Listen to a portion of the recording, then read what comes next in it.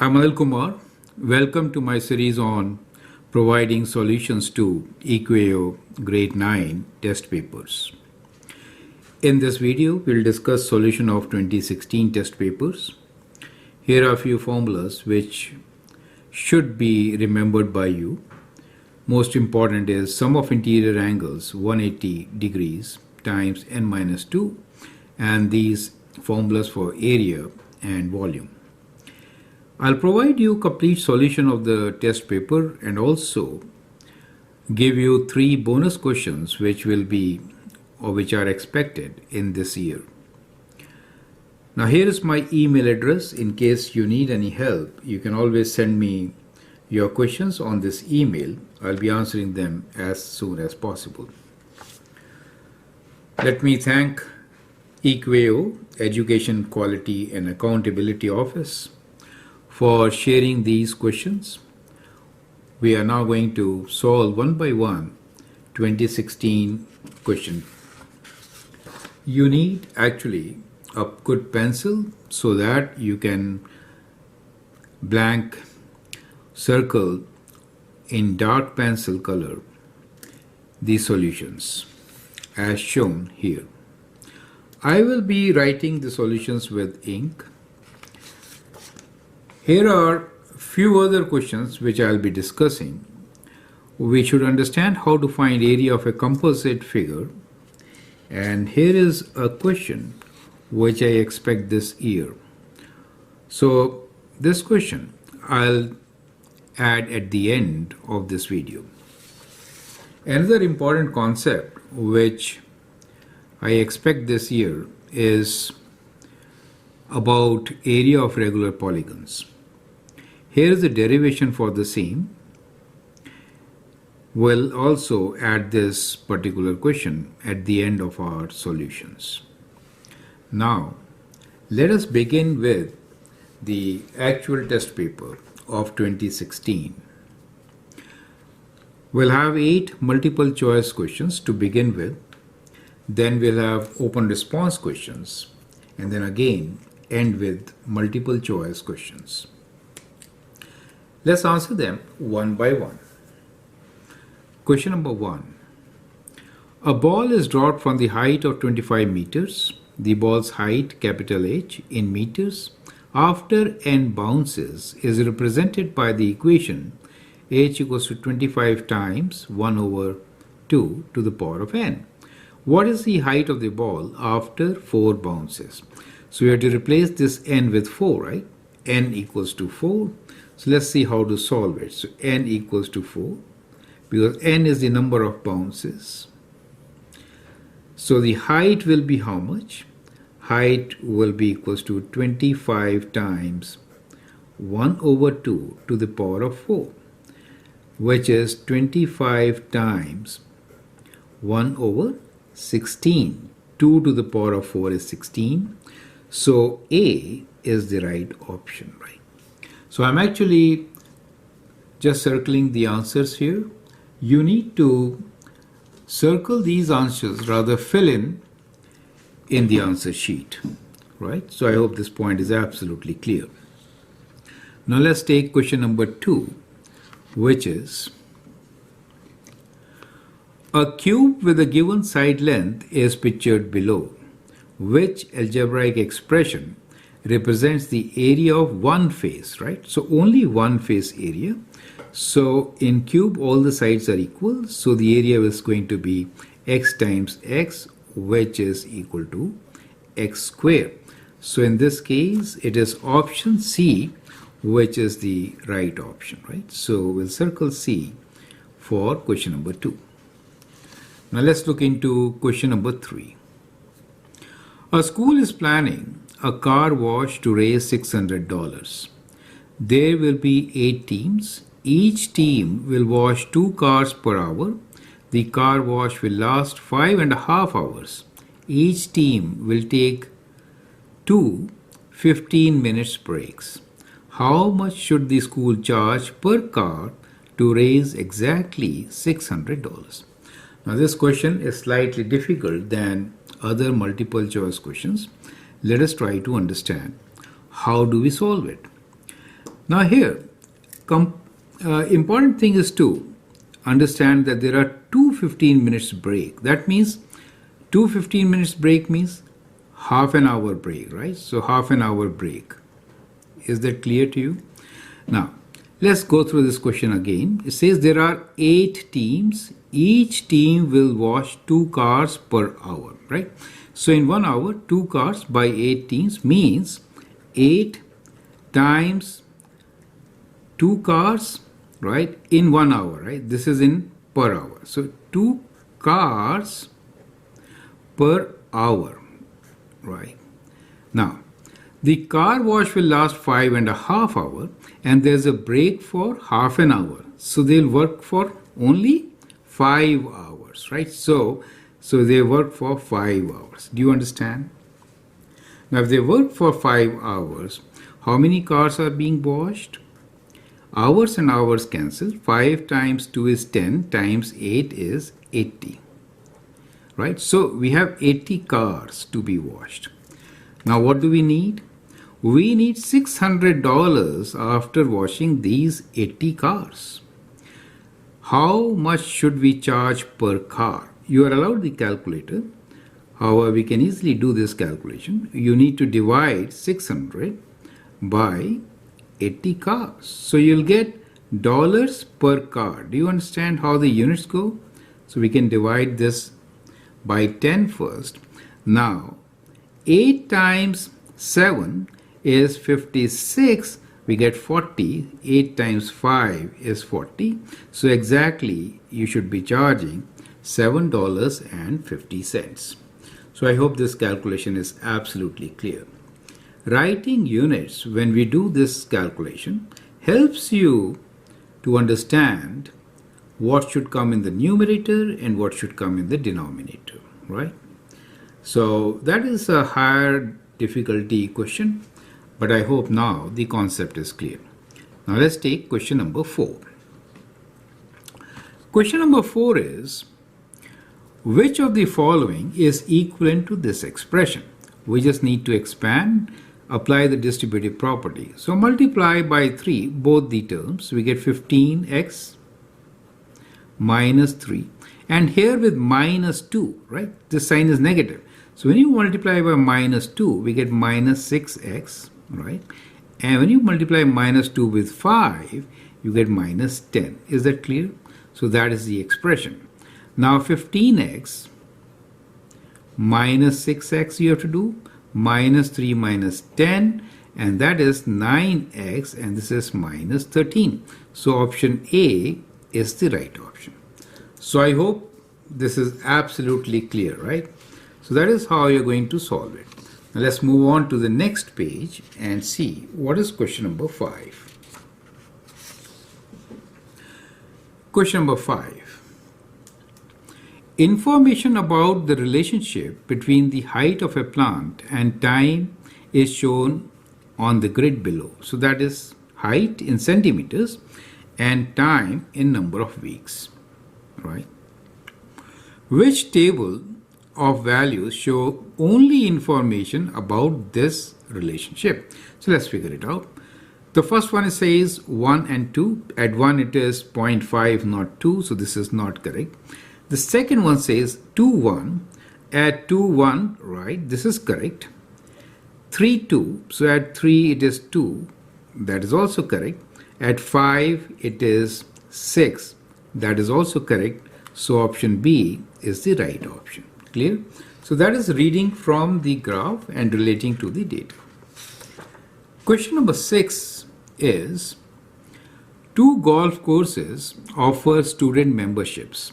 Information about the linear relationships between the total cost C, which is given on the y-axis in dollars, and the number of games played N at these 2 golf courses is given below, right? So there are different ways.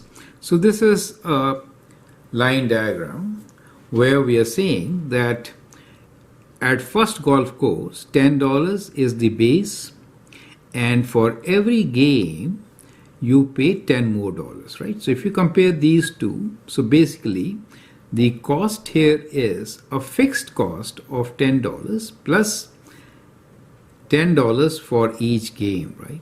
Okay. Now, let's try to understand the question, then we'll get back to the table also. Which of the following statements is correct describing the two relationships? So this is the second relationship. They are both direct variations. Since it is partial, it is not going through zero, so that is not correct.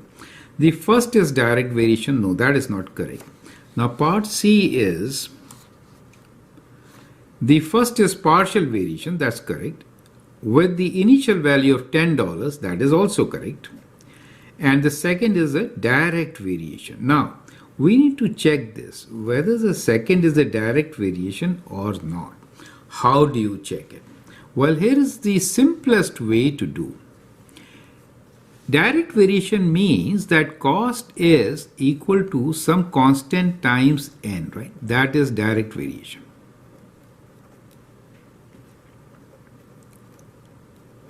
It also means, for example, here, we are multiplying by 3, right? 3 times 3 is 9.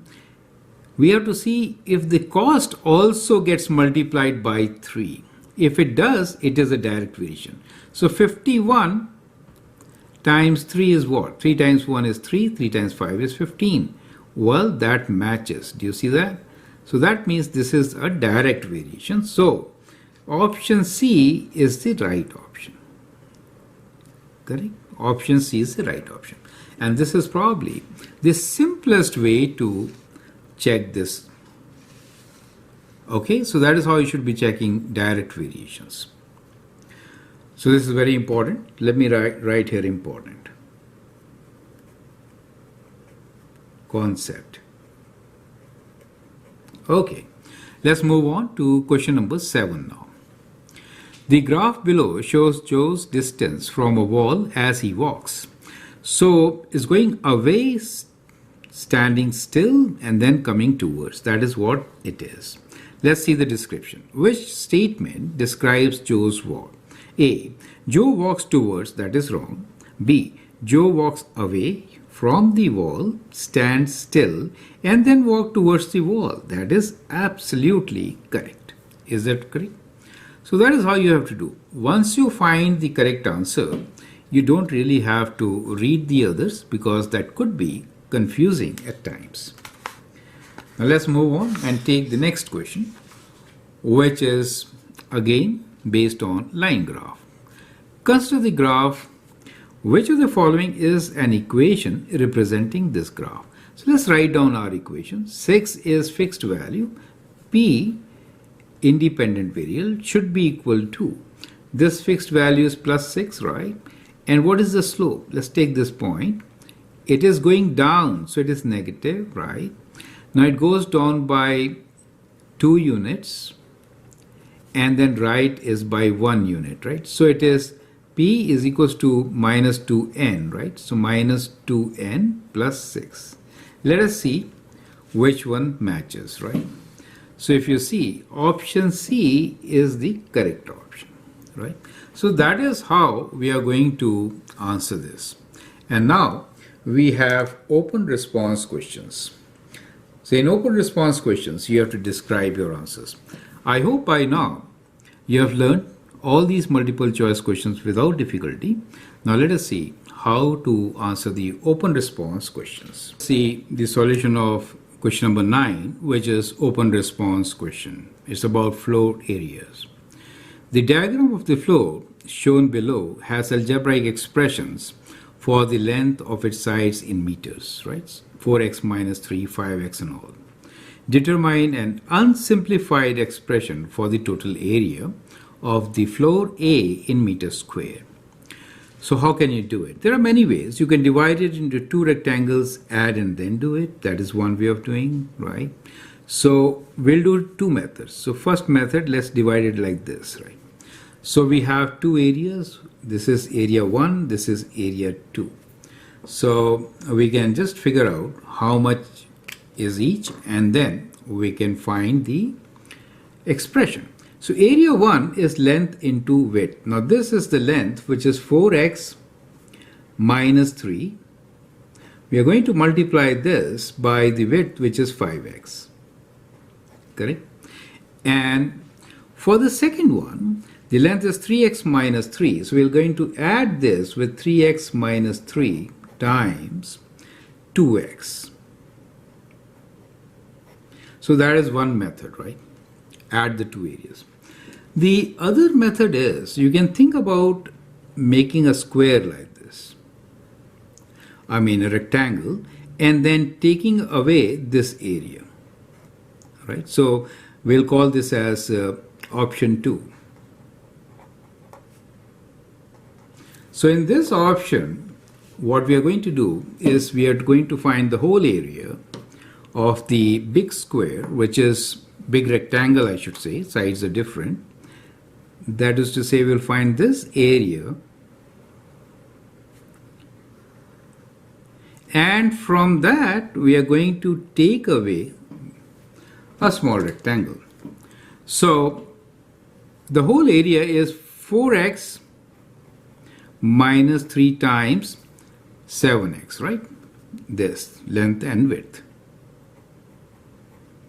And from this we take away that area, this area, which is x times 2x. Is that clear? Now both these should give you the right answer. So when they say determine unsimplified expression for the two areas, you could give both of them or any one of them as your right answer. Now the second part is simplify your expression fully, show your work. Now let's simplify them, right? So let me simplify this one. So we're going to multiply by 7x both these terms. 7 times 4 is 28, so we get 28x squared minus 7 times 3 is 21x, and here we get minus 2x squared, right? So that gives you, we have 28x squared, from which we will take away 2x squared and then 21x. So 28 minus 2 is 26x squared minus 21x. So that becomes a simplified expression.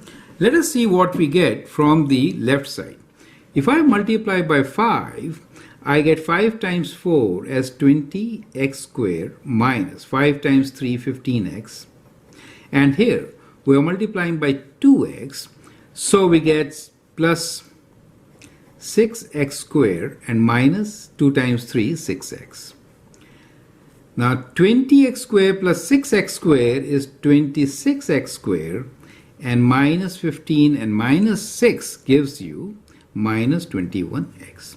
So we get the same expression, right? So you could write the simplified expression as 26x squared minus 21x. And this expression, either one of them, so I'll prefer to write 4x minus 3 times 7x minus x times 2x, right? So that is what I'm going to do. So I hope the steps are absolutely clear. In open response questions, you should be explaining your steps and writing all these steps. Perfect. Let's take the next example, which is folding time.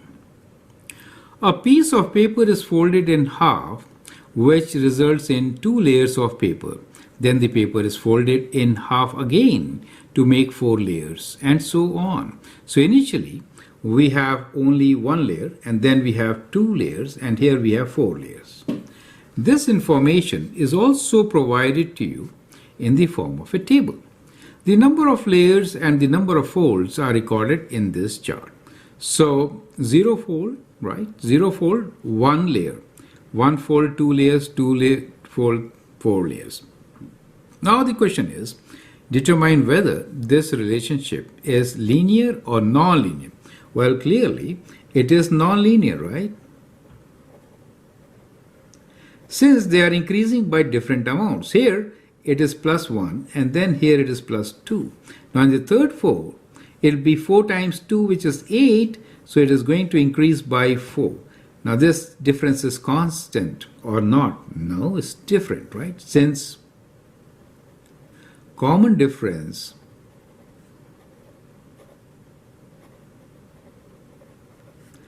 is not constant, so it is non-linear. Clear? So we will circle non-linear. justify your answer, you have option of using the grid if you wish to. You could do that, right? Since it's an open response question, there is no harm in providing different types of solutions, right? So we are given the table. At 0, it is 1. Now, these steps are 4, 8, this is 2, so at 1 will be this point, correct? At 1, it is 2, right? At 2, it is 4.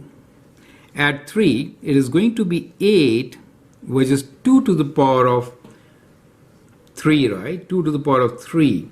And here, it is going to be twice 8, which is 16, right? Do you get the idea? Times 2. So at 4, it is going to be 16. You know, this curve is non-linear. It's not a straight line. So what we have is a non-linear curve.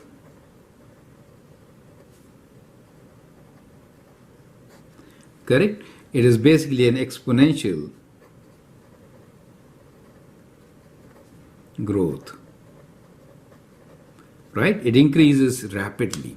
So it is a non-linear function, and that is how you could justify it. So I hope this is absolutely clear, right? Now let's take the next question, which is question number 11, theater program. A company charges schools to print programs for school plays. Information about the linear relationship between the total cost and the number of programs printed is shown below.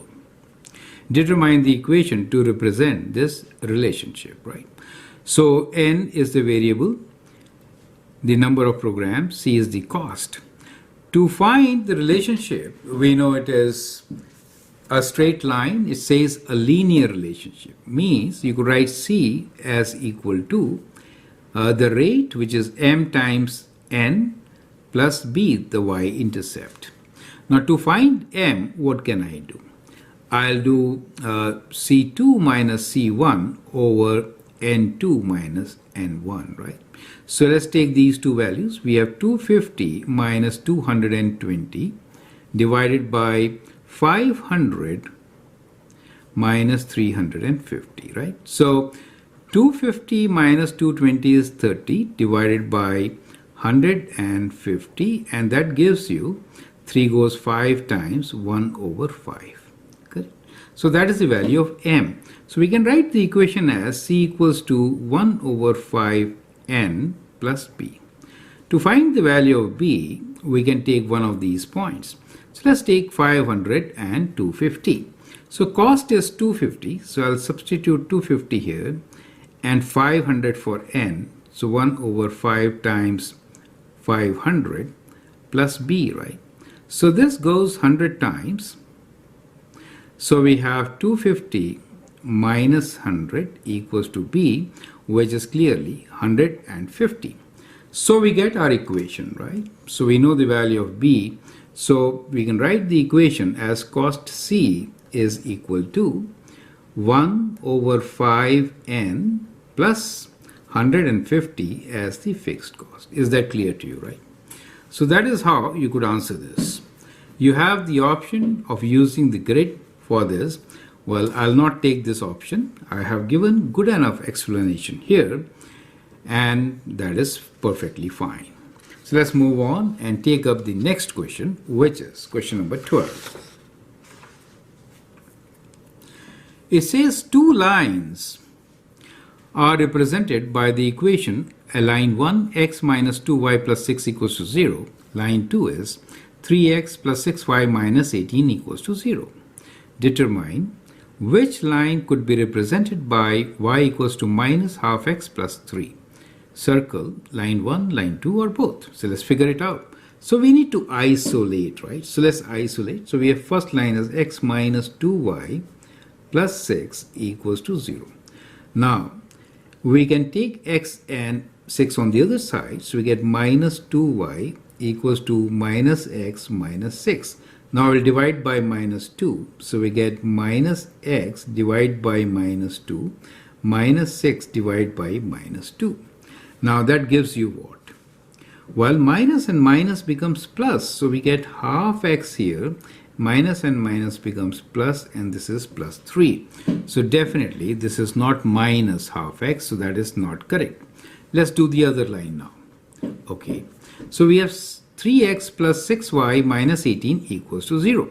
So we get 6y equals to minus 3x plus 18. Now dividing by 6, we get y equals to minus 3 over 6x plus 18 over 6. So we get y equals to minus half x plus 3. So this is exactly what this equation is. So circle which one is correct. Well, line 2 reduces to what is required, and that is how you're going to answer this question. Perfect. Let's move on and take the next question, which is question number 13. Terrific Tees. A school orders t-shirts for Terrific Tees. The total cost is made up of setup cost of $115 and a cost of $3 per t-shirt. That means the cost is equals to 3 times n plus 115. So cost is in dollars. Correct.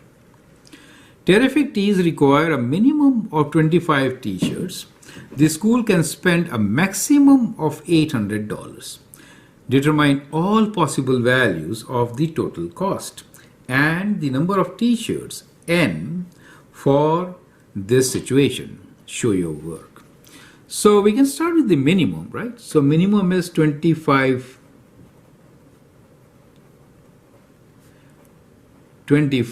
t-shirts. That means 25 is the value of n. So for 25, let us find the cost. So cost will be 3 times 25 plus 115.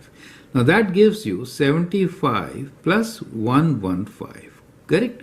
So 5 and 5 is 10. 1 there. So 2, 9. And we get 190. Correct? So that becomes the cost for 25 t-shirts. So one of the possible values, minimum is 25, so n is 25.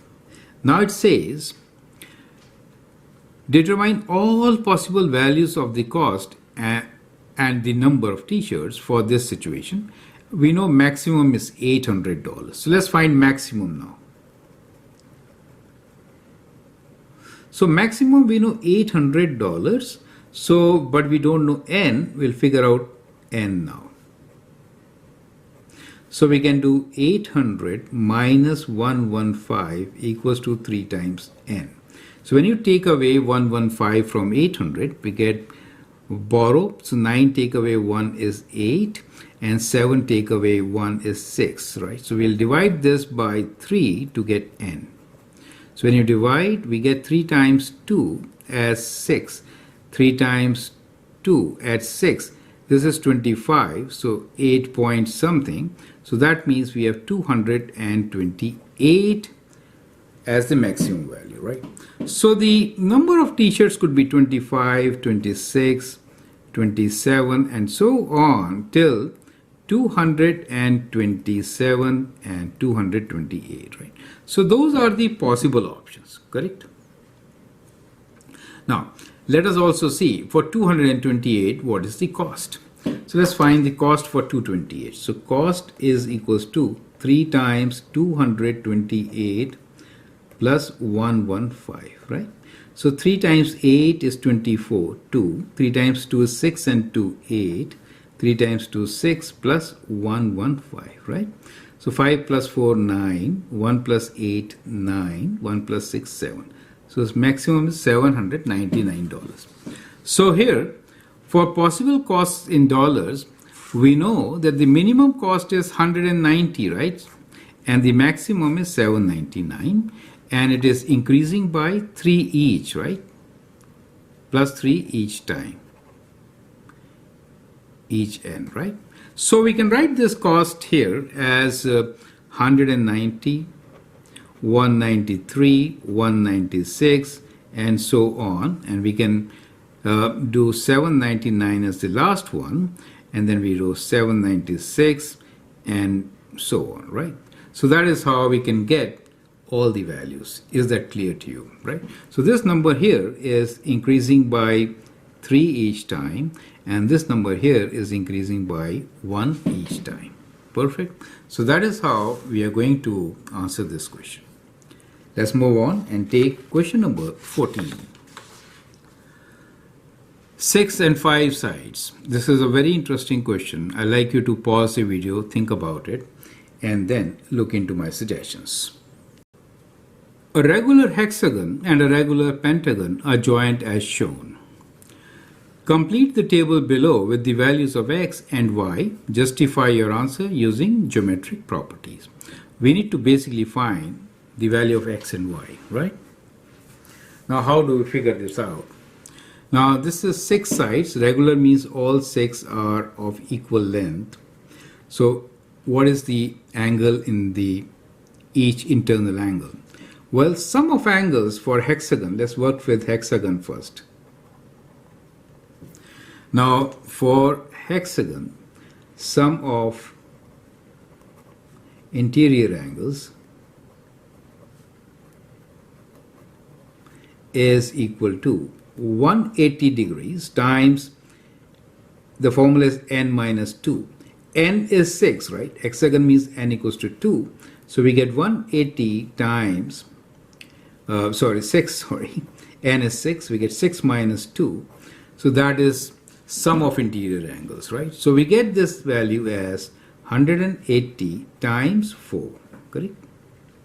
So that is sum of interior angles. So each angle is how much? We have 6 of these, right? So each interior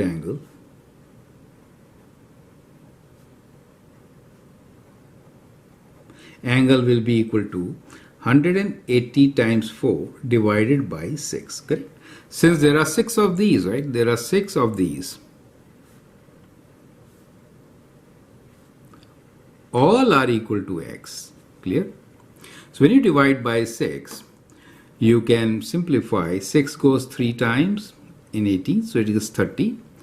And 30 times 4 gives you 4 times 3 is 12. So we get x equals to 120 degrees, right? So each angle here is 120 degrees. Does it make sense to you? So we can write here that the value of x is 120 degrees. Justification I'm going to give here, right? Now let's look into the pentagon, but we'll do the same calculations. So here n equals to 5. So sum of angles is 180 degrees times 5 minus 2, which is 180 degrees times 3. Now, how much is each angle, right? So let's call this as z. So each angle z will be 180 degrees times 3 divided by 5, since we have 5 of them in pentagon, right? So let's simplify this. 5 goes 5 times 3 is 15, and 5 times 6 is 30. So we get this value of z as equals to 36 times 3, which is 6 times 3 is 18, 8, 108 degrees. So each is 8 degrees. So this is also 108 degrees. Do you see that? Now, what is the value of y? Now we know that at this point, full circle is 360 degrees, right? So total is 360 degrees, correct? Therefore, y should be equals to 360 degrees minus 120 degrees minus 108 degrees. Is that clear to you, right? So that is how we are going to answer this question. Perfect. You're allowed the calculator, so you could use calculator. I prefer to do without calculators, however. And then we'll write down our answer, which is 132 degrees, correct? So the value of y is 132 degrees, which we can write here, 132 degrees. So I hope the steps are absolutely clear. Let's go through them once again. We found internal angle for each. For a hexagon, each angle is 120. For a pentagon, it is 108. For a circle, this is a circle, right? it is 360 degrees about a point. So total should be 360. Y is 360 minus 120 minus 108, which gives you 132. So that is how we are going to solve this, right? So let's take the next question. So we are done with the open response questions. Now again, multiple choice question number 15. It says the information about 4 different linear relationships between C and N is shown. The question is, how many of the linear relationships have rate of change of 5? So this definitely is constant, it is 0 here. And in this case, if I take a point and make this triangle, we are going up by 15, dividing by 6, it is not 5. Now let's look into these tables. So we have here 35 minus 30 divided by 12 minus 10, which is 5 divided by 2. It is not 5, right? And here we have, let's do it in a different thing. We have 90 minus 50 divided by 8 minus 0, which is 40 divided by 8, which is 5. So this is correct. So we have only one, which is this one, which gives you the rate of change of 5. So the correct option is D. Is that clear to you? So that's how we will do it, right? Let's take the next question, which is question number 16. Which graph shows a line that is perpendicular to the line 4 over 3x minus 4? So that means perpendicular means negative reciprocal. So we need a negative 3 over 4. So line has to go in this direction, right? While this cannot be case, this, let us see. 1, 2, 3, this goes 4 down, so that is not the case. But here we have the right solution. We are going down by 3. 1, 2, and 3, that's correct. And we are here 1, 2, 3, 4. So this is correct. So option B is the right option. Perfect. So that is how you're going to solve it. Now, question number 17, again based on lines. So we have many questions based on linear equations. You have to master this technique, right?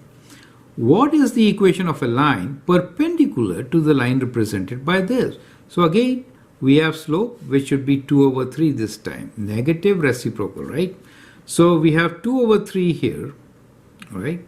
So that should be perfectly fine. Negative becomes positive, right? So that is, so it says, what is an equation of a line perpendicular to the line represented by this, and we have another condition, with same y-intercept as the line this. So we need y-intercept of 7, right? So which is also there. So we match both the conditions, so A is correct. This is also 2 over 3, but not 7, right? That is why this is not correct. A is the right option. Clear? Question number 18. The total cost to repair a fridge C in dollars can be represented by the equation C equals to 60T plus 30, right? That means 30 is fixed cost and the rate is 60, where T is the repair time in hours. Which of the following statement is true about this relationship? The hourly rate is 90, no, it is 60. The fixed fee is 90, no, nothing to do with 90. Hourly rate is 60, okay. And the fixed fee is 30, perfect. So that is correct option. Here is question number 19. What is the area of the shape represented below? So we want to find this area. Do you understand? We want to find this area. So I hope this part is absolutely clear. So you can think about two triangles in this case, right? And solve the question. Perfect. Now what is the area of a triangle? So area of a triangle is half of base times height. Now in this case, base is constant, right? So base B is 14 centimeters, and we have two different heights here. So for the first triangle, which is the smaller one, we have height of 8 centimeters, and for the bigger one, let me use a different ink, which is right there, we have a height of 12 plus 8, which is 20 centimeter. Do you see that? So this height here is 20 centimeter. You have to add them up, right? Now, we need to find area of this shaded portion. So we can take away area of one triangle from the other, right? So what we get here is area of the big triangle, let's say this one, will be how much? Let's do the calculations on the side here. So big triangle will be half of base is 14 times 20. From this, we have to take half of base is 14 and the height is 8, right? So that is what we have to do. So we have 7 times 20, take away 7 times 8 to get our answer, right? So we could take 7 common, 20 minus 8, which is 12. So 7 times 12, which is 84, right? So 84 is option C, which is the correct option, right? You could do 140 minus 56 also, right? At this stage, you could do 140 minus 56, which is also 84, either way. So you get the answer, which is 84 centimeters squares. Clear? So I'd like you to go through these questions once again, see how on the left side we worked on the linear equations and on the right side measurements, geometry. The more of geometry, right? So we have many difficult questions based on geometry, always in EQAO. Let's look into question number 20. This diagram shows a green house that is built in the shape of half cylinder, right? Half cylinder. Material to cover the roof costs $3 per meter square. The shaded ends will not be covered. So this is not covered, so only lateral areas. We are looking for laterally that to divide by 2 of cylinder, because that is half the cylinder, right? And the cost is 3 meters square, so we'll multiply this by 3 to get our answer. Is that clear to you? So let's figure out this answer. So what we get here is the circumference is 2 pi r and this length is 80, but we are going to use half of it, right? So pi r. So we have pi, we can write 2 pi r times height divided by 2, since we have only half of the cylinder, right? So in our case, r is how much? R is 10, radius is 10, not 20. So we have 2 and 2 cancel, we get pi times 10 times 80, correct? Or 800 pi, which is 3.14. We'll use the calculator, find the exact value. So we have 800 times 3.14. So more than 2400. So we get 2512. 2512. Now this is area in meters square, correct? Now what we really need is the cost, right? So materials to cover roof with the cost of $3 per meter square. So we need to find which are the closest to the cost of covering. So we have to multiply this by 3. So let's multiply this by 3. So we have times 3 equals to 7536. So we get this as 7536, correct? So that becomes the answer. 7536 is close to A, which is 7540. So A is the right answer. Is that clear to you? Slightly difficult question. I'd like you to understand the concept. Go through the surface area of cylinder formula and understand. Is that okay? Now let's look into the second question, which is question number 21. We are almost at the end now. It says a cone is pictured below. This is a cone. Use Pythagorean theorem. That's a hint. Which of the following is closest to the surface area of the cone, right? So here we have two surfaces. One is this surface. which is pi r square, right? So we can write this as 3.14 times r is 5, not 10, half of 10, right? So we know here that r is 10 divided by 2, which is 5. So that is this area, pi r square. The other area is the curved area of the cone, right? So we have to find this area now. Now this curved area is pi r l. Now how do we find L? L is this length. To find L, we'll use Pythagorean theorem. So that is the hint for you. Is that clear? So let's use the Pythagorean theorem to find L. So we know in this case, this is 5, the height is 12. So L square is equal to 5 square plus 12 square. Or L square is equals to 25 plus 144. So L square is 169. L is square root of 169, which is, 13. So we know L is 13.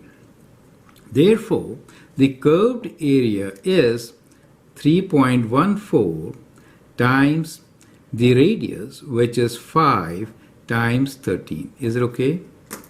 So that is the curved area.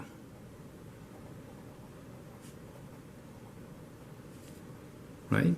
Which we are using this formula, pi r l.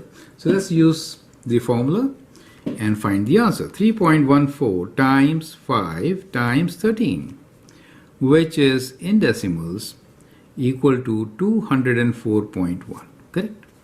So we have two areas to add. One which is equal to this one, 314, and the other one is this one, right? Let's calculate the 314 area also. 3.14 times 5 square, which is 25, in decimals is 78.5, right? So we'll add these two. So we get 78.5 plus we have 204.1. So we get 6, 8 and 4, 12, 8, 282. So we have 282.6.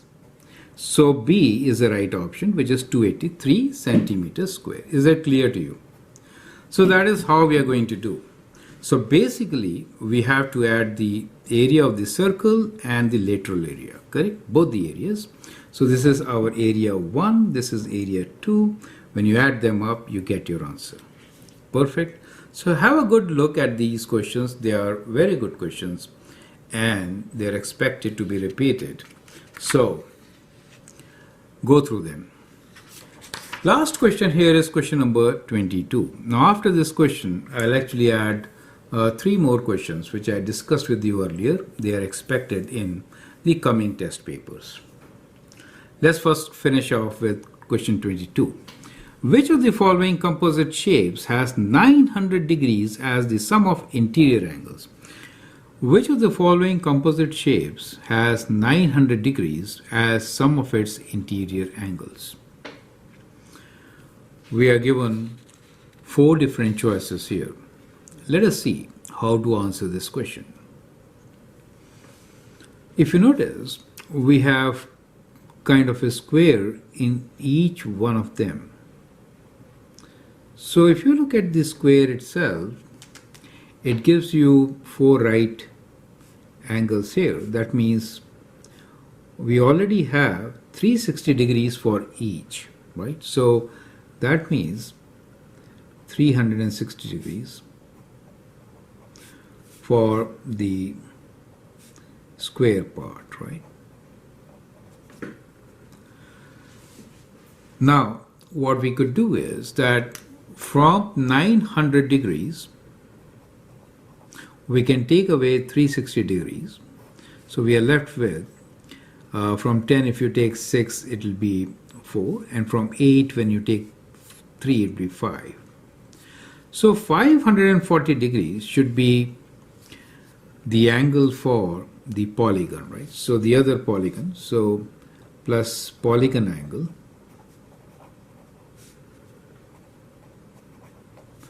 should be equal to 540.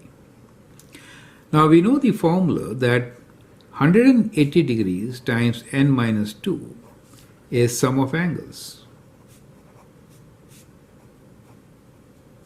Correct? In our case, we want this sum of angle to be 540. So we can solve for n minus 2 should be 540 divided by 180. That goes 3 times. So n should be equal to 3 plus 2, which is 5. So we are looking for a pentagon. Now this has 4 sides, 1, 2, 3, 4. Here we have 1, 2, 3, 4, 5 sides. So this is a pentagon. So that becomes our solution. Is that clear? And here, which is relatively simple composite area, which we'll discuss, and then I'll provide you a solution with a very important question, which is right there. It says the field inside a 400-meter running track is to be seeded. Each straight portion, that means from here to here, of the track is 100 meters. Each curved part of the track is a semicircle. 1.5 kg bag of grass seed will seed an area of 80 meters square, and you have to answer all these questions, including the cost of seeding the whole area. Perfect. I'd like you to pause the video, copy this question, answer, and then look into my suggestions. So that could be in your test now. The question here is, the field inside a 400-meter running track is to be seeded. Each straight portion of the track is 100 meters. Each curved part of the track is a semicircle. 1.5 kg bag of grass seed will seed an area of 80 meters square. Based on this information, we have 5 questions to answer. A.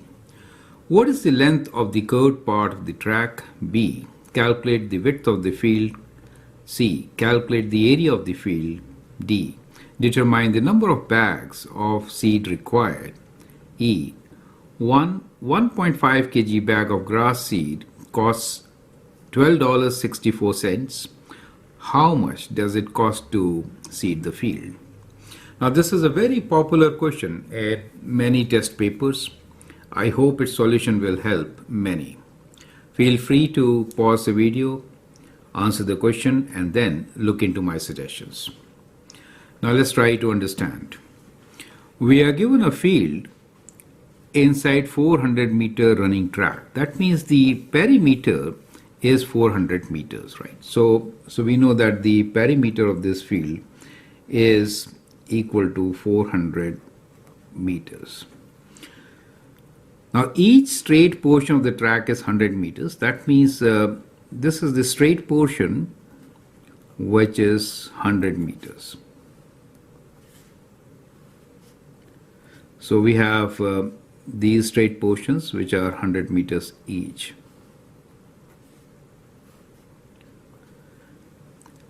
Now we need to find what is the length of the curved portion. So there are 2 curved portions, they form a circle, right? So length of curved portion will be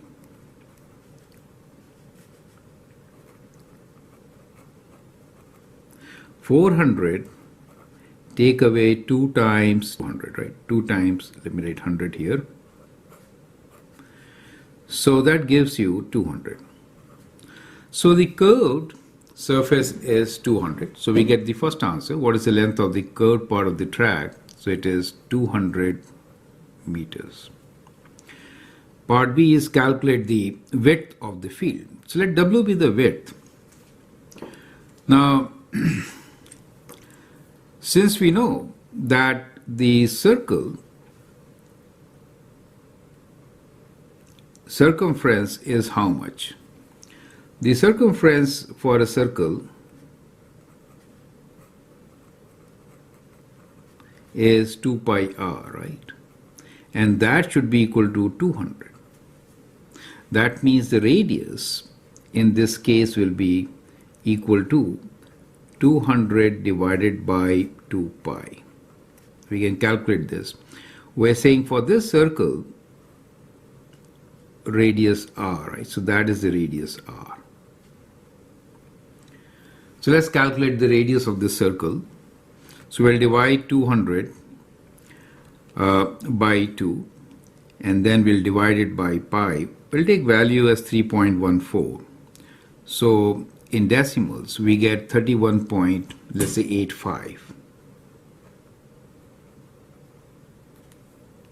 Okay, so we'll round it to 31.85 meters.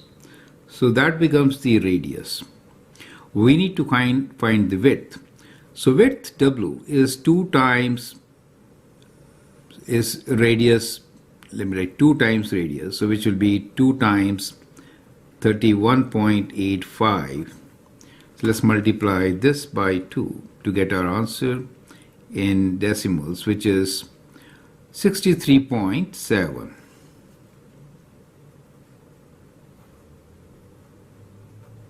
Right. So this width is equals to 63.7 meters. Now part C here is to calculate the area of the field. So we got all these dimensions. Let's work on the area and the cost of the seed in a fresh page, right? So I hope you have understood all these concepts. Area you can find as area of the rectangle plus the circle, and we'll do it on the next page. So let me write down what we have found here. We found that the width is equal to 63.7, radius r is half of this, which is 31.85, right? So, and this portion is 100 meters. The straight portion for this track of 400 meters, right? So this is all we calculated already. Now let's calculate the area of the field. So the area of the field will be area of the rectangle plus the area of a circle, right? So area equals to area of rectangle plus area of circle.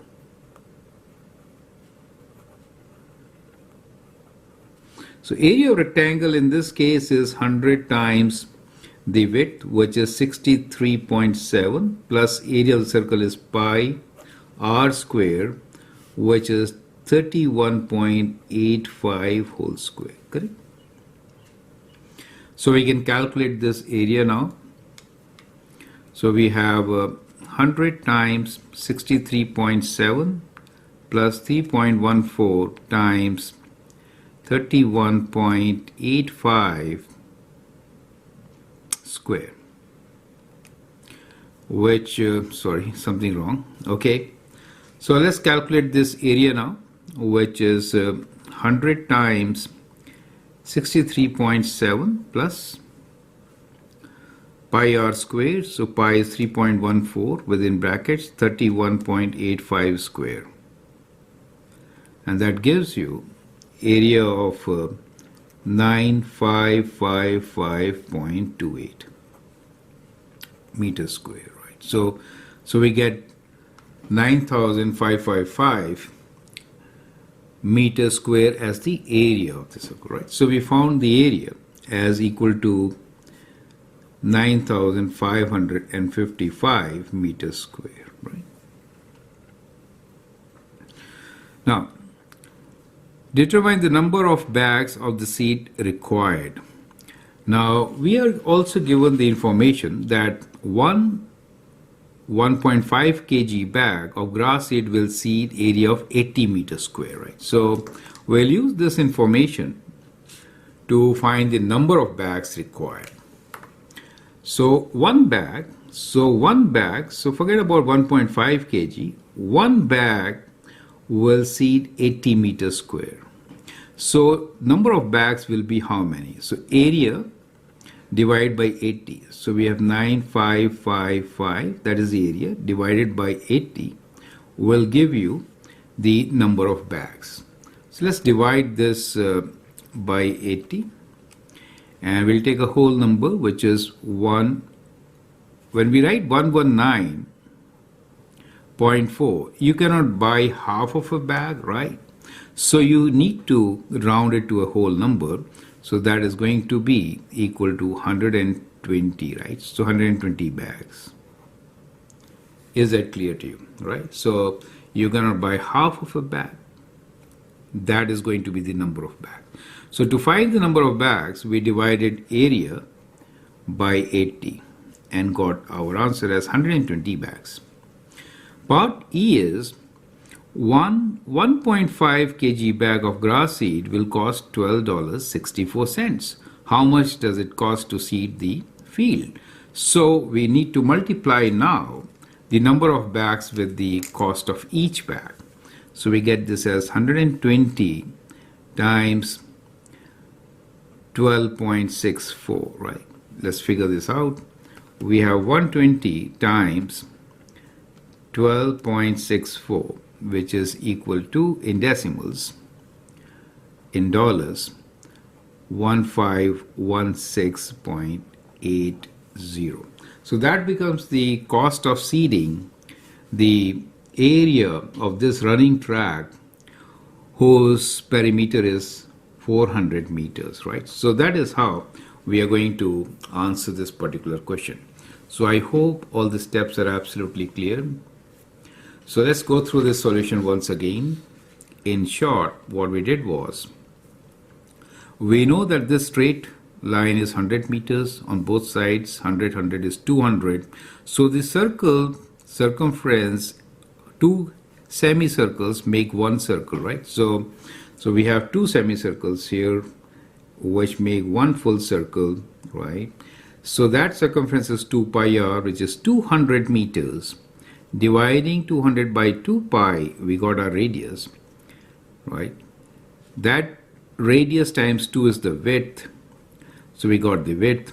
To calculate the area, we calculated area of the rectangle, right? And the circle. So we added the area of rectangle and the circle in this page, right? So we got the area of rectangle and the circle. Once you get the area, since we know that the one bag can seed 80 meters square, then dividing by 80 gives you number of bags. You need to round them higher, right? You cannot buy the bags in fractions. And multiplying this by the cost of each bag, you get the total cost for seeding. So I hope that makes sense. In this particular question, we have a composite figure. We have a trapezoid in which there is a semicircle. So semicircle has been taken away. The question here is, calculate area of the shaded region in the isosceles trapezoid with a semicircle as shown in the figure below.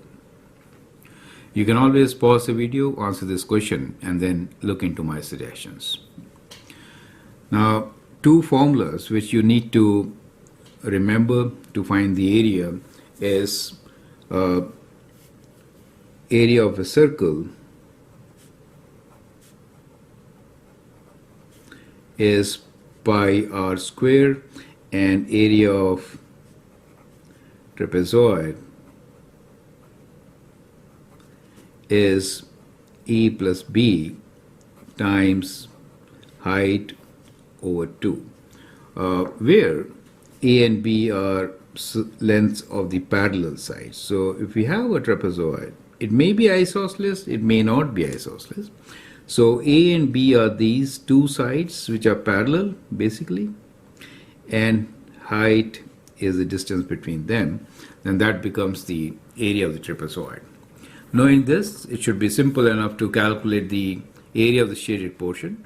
I would like you to pause the video now, calculate the answer, and then look into my suggestions. Now, to find the area very clearly, we have to find the area of the trapezoid and take away area of semicircle, right? So we have area of shaded portion as equal to area of trapezoid minus area of semicircle. Correct? So Area of trapezoid, how do we figure this out? We need to still find the height. So first exercise is to find the height. Now how do we find height? So since this is like isosceles, these two sides are equal, so there is symmetry in this, right? So that could be the radius of this circle. We are given 8 centimeters, so these two sides are equal. That means this is 4 and that is also 4. That means the radius is equal to 4. So in our case, we can write that AB, as we are saying here, we can say A equals to 8, B equals to 14, and H equals to 4. So we get the area for trapezoid, and we know the radius R is also equal to 4. So using these, we can always find the area of the portion. Good. So let's use these values. So area of the trapezoid in this case is going to be, we'll use this formula. So 8 plus 14 times 4 divided by 2, right? So we have used this particular formula, A plus B times height divided by 2, minus area of semicircle. Semicircle means pi times r square, r is 4, divide by 2. Semicircle means half circle. So we have to divide the circle area by 2, right? So that is to say that area of circle is this much. So area of semicircle equals to pi r square divided by 2. So we did this here. Correct? So that is how you're going to find it. Now we can just calculate the answer, right? So if you do simple calculations here, we get 8 plus 4 as 12 to 1. So 8 plus 14 is 22. We are going to multiply this by 2. And then pi r square, 14 square is 16 divided by 2 is 8 minus 8 pi. So that gives you the answer.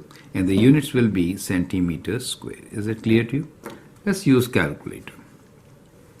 So we have 22 times 2 minus 8 times 3.14, and the answer in decimals is 18.88 centimeters square. We can say approximately 19 centimeters square. Is it clear?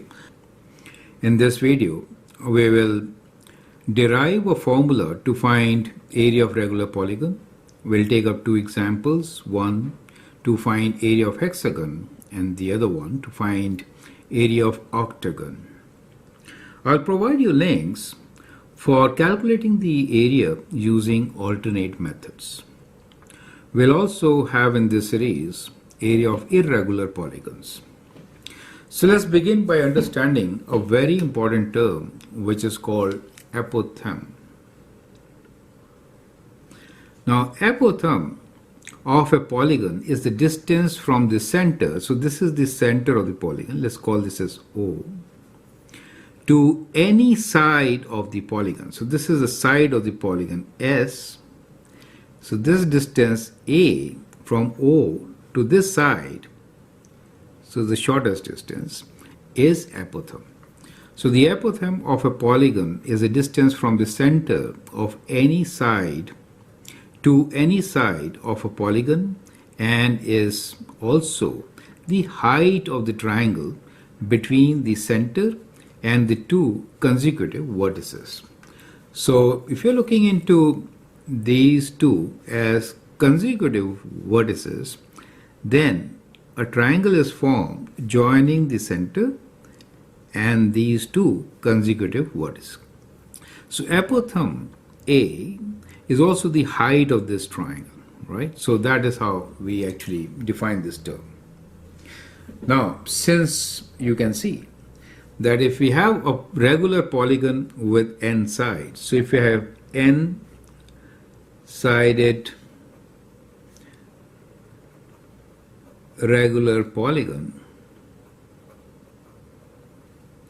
then we have n triangles. correct? So in this case, we have 8 sides. It's an octagon shown before you. So there are 8 triangles. 1, 1, 2, 3, 4, 5, 6, 7, 8, correct? So there are 8 triangles. So now, area of polygon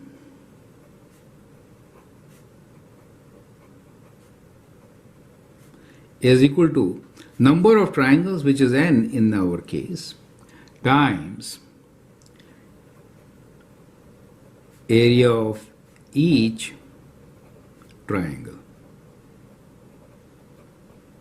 right? So since there are n triangles, we'll add them all to get the total area of a polygon. Clear? Now, when we talk about area of a triangle, basically it is half of area of a triangle is what? It is half of base. In this case, if S is the side length, right? So times height A, right? Times height A. So that becomes the area of the triangle, where S is the side length, right? So S is the side length and A is the height of a triangle, as you've seen here. Perfect. Now, you could simplify this and write this as, so I prefer to write this as answer ANS. ANS over 2, half of the answer, where A is the apothem length, N is the number of sides, and S is side length, each side length, half of that, right? So that gives you the area of polygon. Now, if there are n sides, in that case, n sides into the side length will give you the perimeter, right? So we could also write this as A times perimeter over 2, where P is basically the perimeter, right? So P is perimeter, right, which is sum of all sides. So if there are n sides, n into S is perimeter. Is that clear to you?